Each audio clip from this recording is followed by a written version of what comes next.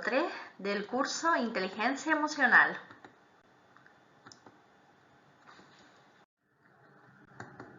Nosotros experimentamos las emociones como nos suceden, no como las hemos elegido.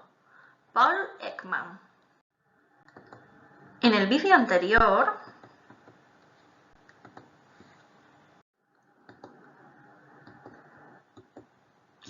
en los últimos vídeos estuvimos hablando de las emociones, los diferentes tipos de emociones que existían, y además encontramos una actividad en la cual aparecía un listado de emociones que teníamos que identificar según las diferentes situaciones que hemos tenido en nuestra vida, y también así aprendíamos nuevo vocabulario para etiquetar nuestras emociones. En este vídeo de hoy seguiremos trabajando la capacidad intrapersonal y veremos la segunda parte de las emociones. Normalmente en consulta, cuando hablamos de emociones, me encuentro con que los pacientes creen que las emociones es igual a los sentimientos. Y quiero hacer un parón en esta diapositiva para que ustedes comprendan que las emociones no es igual a los sentimientos. Un sentimiento es una elaboración que surge de una combinación de diferentes emociones que tiene a su vez un pensamiento y una reflexión. En esta diapositiva vamos a ver la diferencia entre una emoción y un sentimiento. La emoción es algo instintivo y automático que surge a través de una determinada situación, que en ocasiones podemos experimentar de una forma muy intensa, pero esta emoción tiene una duración determinada y nos lleva a tomar una acción en nuestras vidas. Mientras que el sentimiento es algo más racional. Tenemos que pensarlo, tenemos que valorarlo y evaluarlo según la experiencia que tengamos. Y su duración puede prolongarse en el tiempo. Vamos a verlo mejor con un ejemplo. Imagínense que están paseando por su pueblo y de repente se encuentran con un tigre. ¿Qué emoción creen que tendrían? La emoción sería el miedo. Te quedas paralizado, a la misma vez quieres salir corriendo, pero ese miedo te lo impide. Mientras que el sentimiento sería horror, ¿no? Pensamos, ¿qué hace un tigre aquí? ¿Qué hago? Te entra esa angustia de no saber qué hacer. Ahora imaginemos que llevamos tiempo queriendo conseguir una meta en nuestra vida. Comprarte una casa, formar una familia, ascender en tu trabajo, buscar empleo. Pero llevas tiempo intentándolo y no lo consigues. La emoción sería tener miedo o tristeza. Miedo por la incertidumbre que nos genera el no conseguir esa meta y tristeza porque nos sentimos tristes al no conseguir lo que queremos. El sentimiento sería la frustración. Uno está frustrado porque no consigues aquello por lo que tanto quieres trabajar. Por tanto, ¿es necesaria la educación emocional? Pues sí, es muy importante educar emocionalmente, porque significa que vamos a validar las emociones, ayudar a identificarlas y a nombrar las emociones que se están sintiendo, empatizar con los demás, poner límites, quererse y aceptarse a uno mismo, respetar a los demás y proponer estrategias para resolver problemas. Hoy justamente leía en un perfil de Instagram la siguiente frase: la mejor forma de que en un futuro los niños y las niñas se puedan enfrentar de manera eficaz a sus emociones es enseñándoles a gestionarlas desde la infancia, cuando su cerebro tiene gran capacidad de aprendizaje. Por eso es importante que en nuestra educación, ya sea en casa o en el colegio, nos enseñen a reconocer y a expresar de una forma adecuada nuestras emociones. A continuación les voy a enseñar un esquema que utilizamos mucho en psicología para definir un poco las emociones. Ante determinadas situaciones, nosotros pensamos, sentimos y actuamos. Pensamos lo que nos acaba de suceder. Sentimos una emoción o un sentimiento que se puede dar a raíz de esa situación y actuamos en base a lo que sentimos. Por ejemplo, si a mí me han dado una buena noticia de que mi mejor amiga está embarazada, yo pienso qué feliz me siento por ella y qué feliz va a ser ella y su pareja. Puedo sentir esa alegría y puedo actuar en base a la alegría, pues felicitándola, dándole un abrazo, regalándole algún detallito o algo. Siempre nos movemos en este sentido.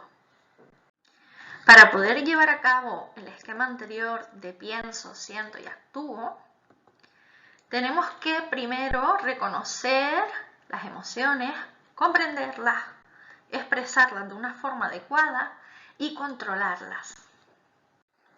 ¿Y cómo podemos reconocer las emociones? Pues las emociones se pueden reconocer a través de las señales emocionales que producen nuestro cuerpo, como son la expresión facial, los movimientos corporales, el tono de voz. Por ejemplo, podemos reconocer la alegría en una persona porque la vemos con una postura relajada, esa cara de felicidad. Si fuera una cara de tristeza, pues la persona estaría cabizbaja, con esa postura corporal así baja, la expresión pues como muy triste, el tono de voz, etc. Para mí esta diapositiva, al igual que todas, son importantes, pero esta tiene importante relevancia ante las emociones, porque es acerca de la comprensión. Las emociones no aparecen porque sí, aparecen ante una determinada situación. Esa situación nos genera una emoción que nosotros sentimos y que la creemos importante, porque si no, no la sentiríamos. Cuando llegan algunos pacientes y a veces comentan, Monse, es que no entiendo por qué me siento así.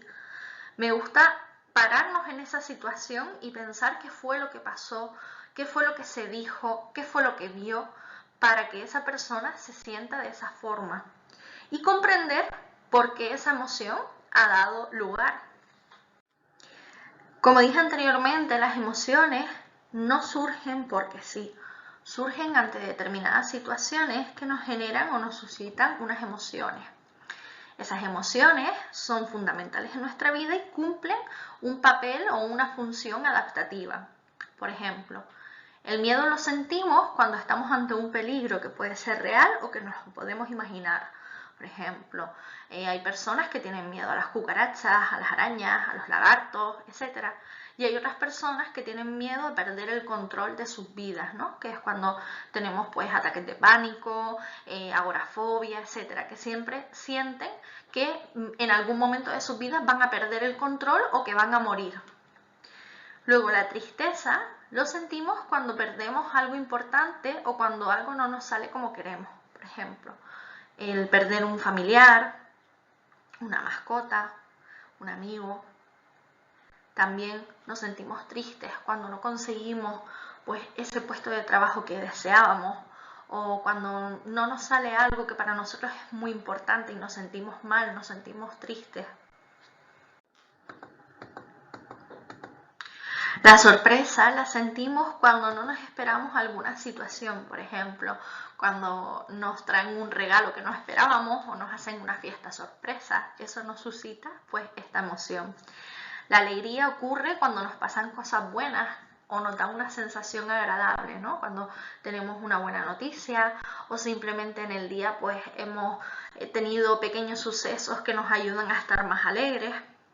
Y por último, tenemos la emoción del enfado, que lo sentimos cuando no nos salen las cosas como queremos. Por ejemplo, cuando no conseguimos algo que teníamos en mente, conseguir una meta o algo, o cuando nos sentimos heridos por otra persona, ¿no? Cuando estamos en un debate, en un diálogo, y la otra persona o no nos comprende o no comparte nuestro punto de vista y a nosotros nos hiere esa parte y queremos, pues, demostrarle a la otra persona que no tiene razón y nos enfadamos. Otro apartado importante es la expresión de las emociones. Considero que no sabemos expresar adecuadamente nuestras emociones. Expresarlas significa hablar de cómo nos sentimos. Esto nos ayuda a pensar y a actuar de una forma más adecuada, más correcta. Y tristemente en algunas ocasiones oigo que las personas no saben expresarlas o no las expresan de una forma adecuada o directamente no quieren expresarlas porque no quieren molestar a nadie o porque les da igual sus emociones. Expresar las emociones tienen que ver con los mensajes que transmitimos a los demás. Estoy enfadado contigo porque no me gustó cómo me hablaste o cómo te dirigiste a mí. Tengo miedo de que aquel plan no nos salga como queremos. Estoy triste porque me han dado una mala noticia. Expresar las emociones a los demás les ayuda ya no solo a saber reconocerlas y comprenderlas, sino que también les ayuda a ellos mismos a saber cómo te sientes tú y cómo pueden ayudarte. Y por último, tenemos que aprender a controlar nuestras emociones. Es importante aprender habilidades para regular y controlar las emociones. En consulta son muchas las ocasiones en las que nos encontramos con pacientes que me dicen: ¿cómo me controlo, Monse? ¿Cómo puedo controlar yo esta tristeza o esta ira o este enfado? Ojalá se le diera importancia a cómo controlar las emociones desde pequeños. A veces son sencillas recomendaciones que, claro, cuando somos adultos, en algunas ocasiones hay pacientes que me dicen: esto no me vale. Claro, pero porque llevas un nivel de vida en el que nunca has controlado ninguna emoción y claro, te dan una recomendación de estas y no sabes llevarla a cabo porque nunca lo has practicado o porque quieres algo rápido y a veces no tenemos una varita mágica. Son sencillas recomendaciones que hasta que tú no las pongas en práctica no vas a saber si realmente te van a ayudar a controlarte o no.